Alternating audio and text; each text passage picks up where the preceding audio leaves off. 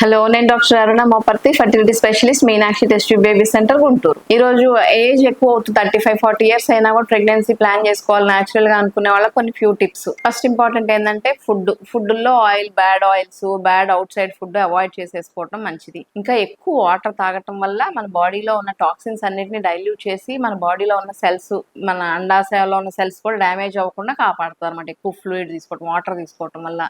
ఇంకా folic acid supplementation pregnancy plan చేయడానికి ఒక 3-4 నెలల ముందు నుండే తీసుకుంటూ ఉంటే మన పుట్టే పిల్లలకి అవయవాలన్నీ చక్కగా న్యూరల్ ట్యూబ్ డిఫెక్ట్స్ రాకుండా ఉంటాయి. ఇంకా ఇంపార్టెంట్ ఏంటంటే ఎక్సర్సైజ్ చేయటం, రెగ్యులర్ ఎక్సర్సైజెస్, యోగా, మెడిటేషన్ అయి చేసుకోవడం. అవుట్ సైడ్ ఫుడ్ ఇందాక చెప్పాను కదా, మెడిసిన్స్ CoQ10 అని ఉంటుంది, ఆ టాబ్లెట్ వేసేసుకోవడం వల్ల ఎగ్ కెపాసిటీ, నాణ్యత బాగా పెరుగుతుంది అనమాట. మన బాడీ మాస్ ఇండెక్స్, మన వెయిట్, హైట్ ని బట్టి మెజర్ చేసే బాడీ మాస్ ఇండెక్స్ 20-25 మధ్యలోనే ఉండేటట్టు మెయింటైన్ చేసుకోవడం వల్ల ఒబేస్, ఓవర్ వెయిట్ అయిపోయి హార్మోనల్ ఇంబ్యాలెన్స్ రాకుండా ఉంటుంది, ప్రెగ్నెన్సీ వస్తుంది. ఒకవేళ మనకి ఏదన్నా ప్రాబ్లం వల్ల మనం ప్రెగ్నెన్సీ పోస్ట్ పోన్ చేసుకోవాలి, వయసు అయిపోయినాక, ఇంకా ఎక్కువ లేట్ అయిపోయినాక అనుకుంటే ముందే ఫర్టిలిటీ ప్రిజర్వేషన్ చేయించేసుకుంటే ఎగ్స్ కానీ, అండాశయాలు కానీ, లేకపోతే వీరింకణాలు కానీ ముందే ఫ్రీజ్ చేసి పెట్టేసుకొని తర్వాత మనం అనుకున్న పనులు, కెరీర్ సెటిల్మెంట్ అయిపోయిన తర్వాత ప్రెగ్నెన్సీ కావాలనుకుంటే అయ్యే వాడుకోవటం వల్ల అయ్యో ప్రెగ్నెన్సీ రాలేదనే బాధ లేకుండా ఉంటుంది. ఓకే.